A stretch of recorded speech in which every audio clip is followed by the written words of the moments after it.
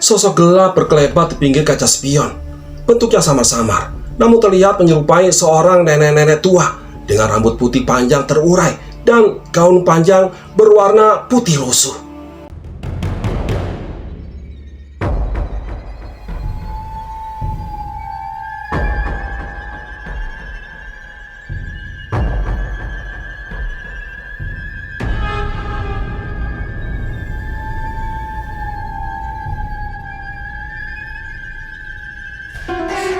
Bismillahirrahmanirrahim. Assalamualaikum warahmatullahi wabarakatuh.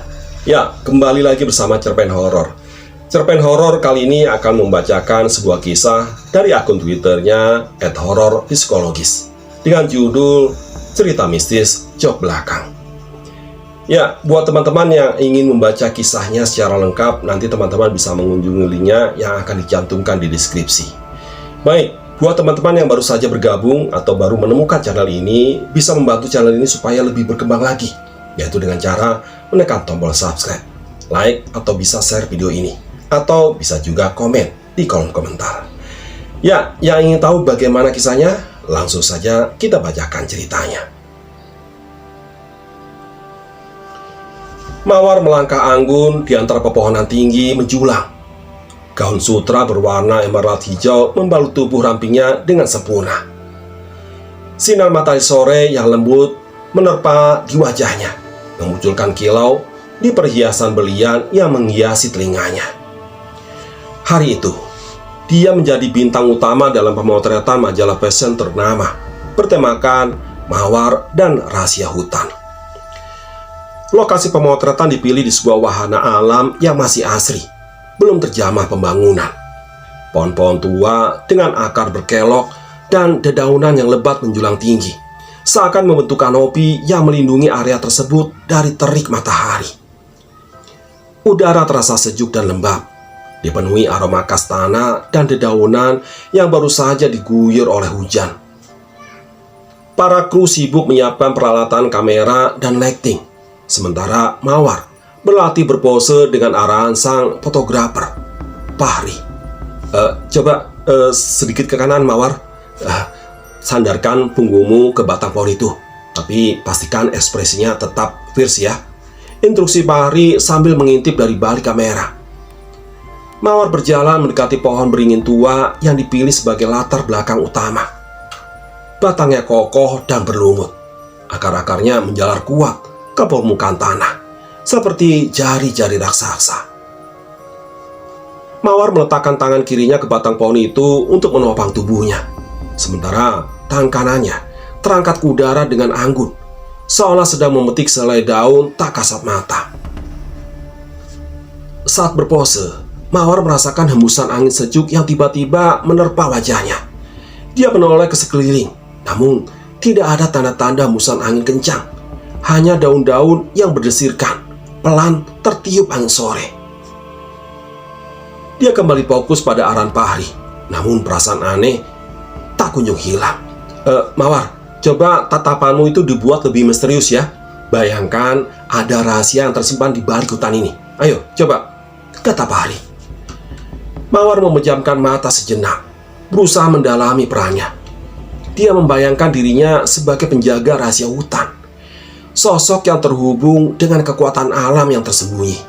Saat membuka mata, dia menatap lurus ke depan, mencoba menampilkan aura misterius yang diminta oleh Fahri.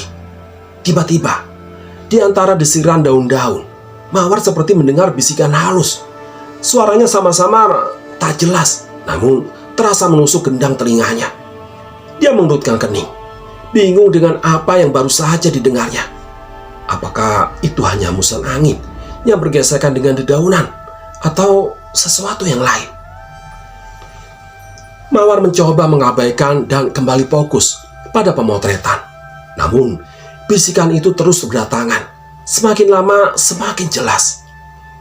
Suara itu seperti gumaman orang tua yang tak bisa dimengerti, namun terasa dingin dan menyeramkan. Mawar merinding, bulu kuduknya berdiri tegak. Perasaan tidak nyaman itu semakin kuat, seolah ada sesuatu yang mengintanya dari balik pepohonan rindang. Pemotretan pun selesai menjelang senja. Cahaya matahari mulai meredup.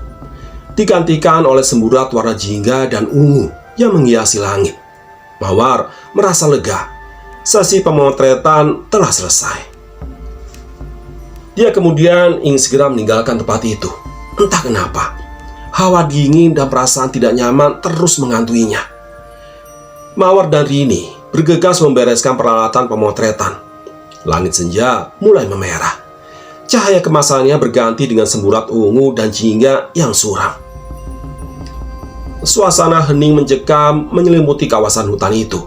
Hanya diiringi desiran daun-daun yang bergesekan bertiup angin malam. Rasa tidak nyaman yang dirasakan Mawar sejak sesi pemotretan tadi semakin menguat. Bulu kuduknya meremang, seolah ada sepasang mata yang mengintanya dari balik dedaunan lebat. Dia mempercepat langkahnya menuju mobil, diikuti Rini yang membawa beberapa peralatan yang tersisa. Mereka segera meninggalkan lokasi pemotretan, meninggalkan jejak-jejak langkah yang terburu-buru di tanah lembab. Mesin mobil dihidupkan, lampu depan dinyalakan, menerangi jalanan berbatu yang berkelok-kelok keluar dari kawasan hutan. Sepanjang perjalanan, Mawar tidak bisa menghilangkan perasaan gelisah. Dia terus melirik ke kaca spion tengah, berharap bayangan aneh yang dirasakannya tadi hanyalah imajinasi akibat sugesti. Namun, hawa dingin yang menusuk dan hembusan angin yang terasa berbeda semakin menambah ketegangan. Rini yang sedang menyetir mencuri pandang ke arah Mawar yang terlihat pucat dan gelisah. "Mawar, kamu kenapa sih? Kok pucat banget?" tanya Rini dengan nada khawatir. Mawar menggeleng pelan. Ia tidak ingin menceritakan pengalaman anehnya di lokasi pemotretan. Dia takut dicap berlebihan atau malah dianggap gila oleh Rini. Dia berusaha untuk terlihat tenang, namun matanya tak bisa lepas dari bayangan di kaca spion. Suasana semakin mencekam kala mobil memasuki jalan lintas desa yang sepi. Lampu jalanan yang remang-remang hanya menambah kesan angker. Tiba-tiba, Mawar melihat sesuatu di kaca spion tengah. Denyut nadinya berpacu sekencang hentakan gendang. Sosok gelap berkelebat di pinggir kaca spion. Bentuknya sama samar, namun terlihat menyerupai seorang nenek-nenek tua dengan rambut putih panjang terurai dan gaun panjang berwarna putih lusuh. Jantung Mawar berdebar kencang. Dia gemetar dan refleks menoleh ke belakang. Jok baris ketiga yang biasanya kosong dan masih kosong. Tidak ada seorang pun di sana. Mawar menghela napas lega, namun rasa takut belum sepenuhnya hilang. Dia yakin dengan apa yang dilihatnya di kaca spion. Rini, panggil Mawar dengan suara bergetar. "Iya, kenapa Mawar?" tanya Rini yang masih fokus menyetir. Aku kayaknya lihat sesuatu di belakang deh," bisik Mawar sambil menunjuk ke kaca spion. Rini menoleh ke belakang sekilas. "Lihat apaan? Nggak ada apa-apa deh. Tadi aku lihat ada nenek-nenek di jok belakang," kata Mawar dengan suara parau. Pakaiannya putih-putih, rambutnya panjang. Rini terdiam sesaat. Dia melirik Mawar dengan tatapan ragu. "Mawar, kamu pasti capek ya? Mungkin itu halusinasi saja. Udahlah," kata Rini mencoba menenangkan Mawar. Mawar menggeleng kuat. Dia semakin yakin dengan apa yang dilihatnya. Ketakutan itu pun memuncak. Dia tidak bisa menahan lagi. "Rin, berhenti dulu, Rin. Berhenti, Rin, berhenti!" teriak Mawar histeris. Rini terkejut dengan teriakan Mawar. Dia segera mencari tempat aman untuk meminggirkan mobilnya. Akhirnya mereka berhenti di depan sebuah pos ronda yang kebetulan sedang ramai dengan warga setempat yang sedang berbincang-bincang. Mobil berhenti dengan dejitan ban yang nyaring di depan pos ronda. Mawar yang masih gemetar dan berkeringat dingin segera membuka pintu mobil dan berlari keluar. Rini yang tidak kalah terkejut menyusulnya dari belakang. Mereka disambut tatapan kaget dari beberapa warga yang sedang berkumpul di pos ronda tersebut. Seorang pria parubaya dengan kumis tebal tengah menyeruput kopi mendekati Mawar dan Rini dengan tatapan ramah. "Loh, mbak-mbaknya ini ada apa ya? Kenapa kok buru-buru? Hah? Ada apa?" tanyanya dengan sopan. Mawar terbata-bata berusaha mengatur napasnya yang tersengal-sengal. Pak, tolong Pak, tadi ada sesuatu di mobil saya," ucapnya terbata-bata. Rini yang sudah sedikit tenang menjelaskan kejadian yang mereka alami. Dia bercerita tentang pemotretan di hutan dan sosok nenek-nenek tua yang dilihat Mawar di kaca spion. Para warga yang mendengarnya pun saling berpandangan dengan tatapan serius.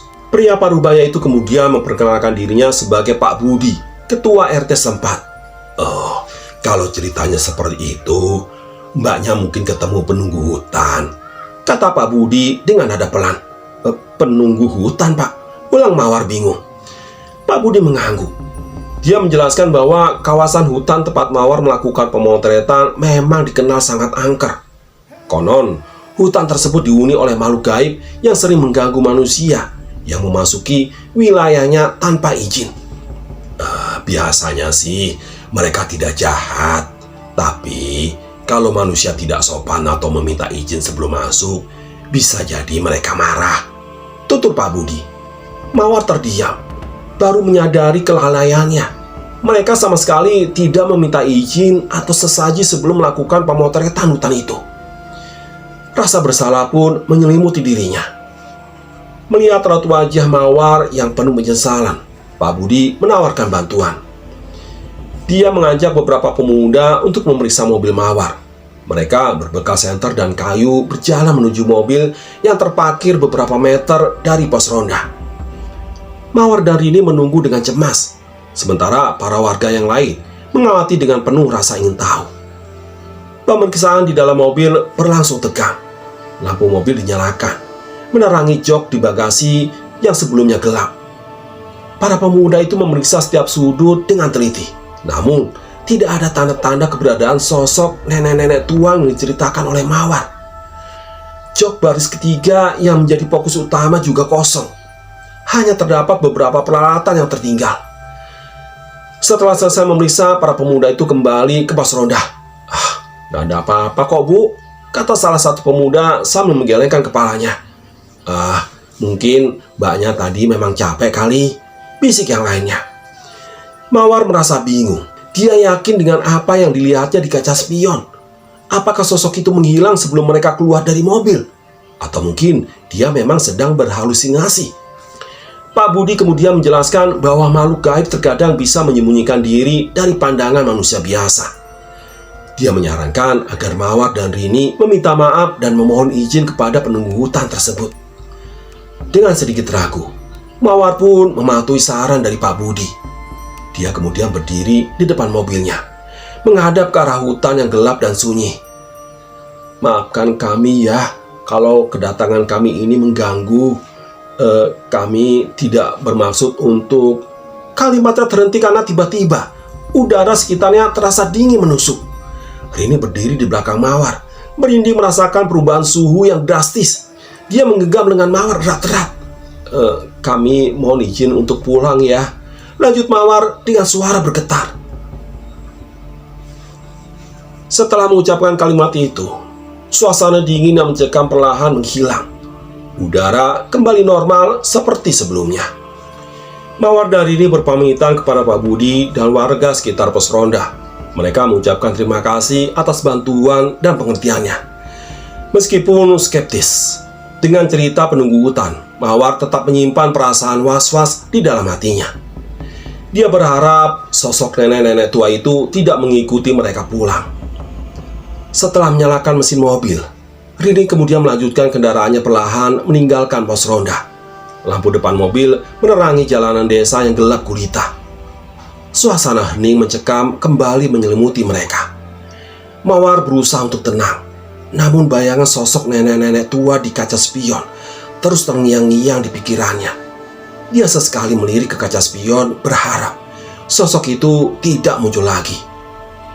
Setelah melewati desa, mereka memasuki jalan lintas kabupaten yang sepi. Hamparan sawah dan pepohonan rindang di sisi kanan dan kiri jalan menambah kesan sunyi. Lampu penerangan jalan yang semakin jarang membuat suasana semakin mencekam. Rini menyalakan radio untuk memecah keheningan yang menegangkan. Musik pop ceria yang mengalun dari radio tidak mampu mengusir rasa takut yang menyelimuti Mawar. Tiba-tiba, di tengah perjalanan radio yang tadinya mengeluarkan suara musik mendadak hening. Mawar tersentak kaget. Jantungnya berdebar kencang. Dia melirik sekilas ke arah dashboard mobil. Lampu radio yang tadi menyala sekarang padam. Rini yang sedang fokus menyetir pun menyadari perubahan tersebut. "Mawar, kok radionya mati ya?" gumam Rini dengan nada cemas. Mawar tidak menjawab. Dia lebih terpaku pada bayangan yang dilihatnya di kaca spion tengah. Denyut nadinya berpacu seiring dengan hembusan napasnya yang semakin cepat. Sosok nenek-nenek tua dengan rambut putih panjang terurai kembali muncul di kaca spion. Kali ini wajahnya terlihat lebih jelas, keriput dan pucat basi. Dengan sepasang mata hitam yang kosong menatap Mawar dengan tatapan dingin dan menyeramkan. Mawar menjerit histeris, tubuhnya gemetar tak terkendali. Dia menunjuk ke kaca spion dengan tangan gemetar. "Rin, lihat itu, dia ada di belakang!" teriak Mawar. Rini yang terkejut dengan teriakan Mawar segera menoleh ke kaca spion. Wajahnya langsung pucat basi saat melihat sosok nenek-nenek tua di sana. Dia membelalakan matanya, tak percaya dengan apa yang dilihatnya. Rasa takut yang dingin merayap di sekujur tubuhnya. Kaki kirinya yang menginjak pedal gas terasa lemas seketika. "Astagfirullahaladzim," desis Rini sambil refleks meraih tasbih yang selalu dibawanya. Dia terus berdoa dalam hati, memohon perlindungan dari apapun yang sedang menguntit mereka. Mawar terus berteriak histeris. Suaranya bergema memecah keheningan malam. Dia meronta-ronta di jok mobil, berusaha menjauh dari sosok nenek-nenek tua yang semakin jelas terlihat di kaca spion. Rini berusaha untuk mengendalikan diri dan tetap fokus menyetir. Dia tahu, jika dia ikut panik, maka keselamatan mereka berdua bisa terancam. Dengan tangan gemetar, Rini menginjak pedal gas lebih dalam. Dia memacu mobil sekencang mungkin, berusaha menjauh dari sosok nenek-nenek tua yang mengikuti mereka. Jalanan yang berkelok dan berlubang dilalui Rini dengan kecepatan tinggi. Mengabaikan rasa takut yang mencekam dirinya, Mawar masih terus berteriak histeris. Wajahnya banjir air mata. Mobil melaju kencang membelah malam. Lampu depan menyayat kegelapan, menerangi jalanan yang berkelok dan berlubang. Rini yang biasanya menyetir dengan tenang kini terlihat tegang. Kedua tangannya menggenggam kemudi dengan erat. Mawar terkulai lemas di jok penumpang. Tubuhnya gemetar tak terkendali. Teriakan histerisnya perlahan mereda, digantikan oleh isak tangis yang pilu. Bayangan sosok nenek-nenek tua di kaca spion masih terngiang di benak Mawar. Tatapan dingin dan wajah pucat pasi itu terus menghantuinya. Dia tidak berani lagi melirik ke kaca spion, takut melihat sosok itu kembali muncul. Perjalanan yang tadinya menyenangkan kini berubah menjadi mimpi buruk yang tidak terlupakan. Setelah memacu mobil dengan kecepatan tinggi selama beberapa menit, Rini akhirnya melihat cahaya lampu penerangan jalan di kejauhan. Tanda-tanda memasuki perkotaan. Lega rasanya menyelimuti hati mereka. Seiring dengan bertambahnya cahaya lampu jalanan, sosok nenek-nenek tua di kaca spion perlahan menghilang. Rini mengurangi kecepatan mobil. Napasnya terengah-engah akibat memacu adrenalin selama perjalanan. "Kita berhenti sebentar ya," kata Rini dengan suara bergetar. Mawar mengangguk. Dia membutuhkan waktu untuk menenangkan diri dan memulihkan stamina-nya yang terkuras. Mereka berhenti di sebuah restoran cepat saji yang masih buka 24 jam. Suasana ramai di dalam restoran menjadi penenang bagi Mawar dan Rini. Mereka kemudian memesan minuman hangat dan duduk di pojok, berusaha melupakan kejadian mengerikan yang baru saja mereka alami. Setelah emosinya sedikit tenang, Mawar menceritakan pengalamannya kepada Rini secara detail. Rasa bersalah dan penyesalan kembali menyeruak di hatinya. Dia sadar bahwa mereka telah lalai dan tidak menghormati penunggu hutan sebelum melakukan pemotretan. Rini yang tadinya skeptis dengan cerita mistis, kini tak bisa mengelak lagi. Dia menyaksikan sendiri sosok nenek-nenek tua yang muncul di kaca spion. Kejadian ini pun menjadi pelajaran berharga bagi mereka berdua. Setelah beristirahat cukup lama, Mawar dan Rini melanjutkan perjalanan pulang. Kali ini, suasana di dalam mobil terasa berbeda. Keramaian dan hiruk pikuk jalanan di malam hari yang biasanya mereka anggap mengganggu, kini terasa menyenangkan. Kehadiran lampu jalanan dan keramaian kota justru membuat mereka merasa aman. Kejadian mengerikan itu meninggalkan trauma yang sangat mendalam bagi Mawar. Dia selalu dihantui rasa takut dan bayangan sosok nenek-nenek tua di jok belakang mobilnya. Dia pun menjadi lebih berhati-hati dalam beraktivitas, terutama di malam hari dan di tempat-tempat yang sepi. Mawar tak pernah lagi menerima tawaran pemotretan di tempat-tempat angker atau lokasi yang belum pernah dia datangi sebelumnya. Dia selalu mencari informasi terlebih dahulu dan memastikan tidak ada pantangan atau hal-hal yang perlu dipatuhi sebelum memasuki suatu tempat. Pengalaman ini juga mengubah kepribadian Mawar. Kesombongan dan sikap cuek yang dulu sering ditampilkan perlahan memudar. Dia menjadi pribadi yang lebih rendah hati dan lebih menghargai kearifan lokal, serta hal-hal yang tak kasat mata. Malam itu menjadi malam yang tidak akan pernah terlupakan bagi Mawar dan Rini. Kejadian tersebut menjadi peringat bahwa dunia ini tak hanya dihuni oleh manusia saja. Ada hal-hal gaib yang acap kali tak bisa dijelaskan oleh logika. Dan yang terpenting, setiap tempat memiliki penunggunya sendiri yang harus dihormati dan dijaga kelestariannya. Ya, demikianlah cerpen horor kali ini. Sampai ketemu lagi di cerpen horor berikutnya. Terima kasih. Assalamualaikum warahmatullahi wabarakatuh.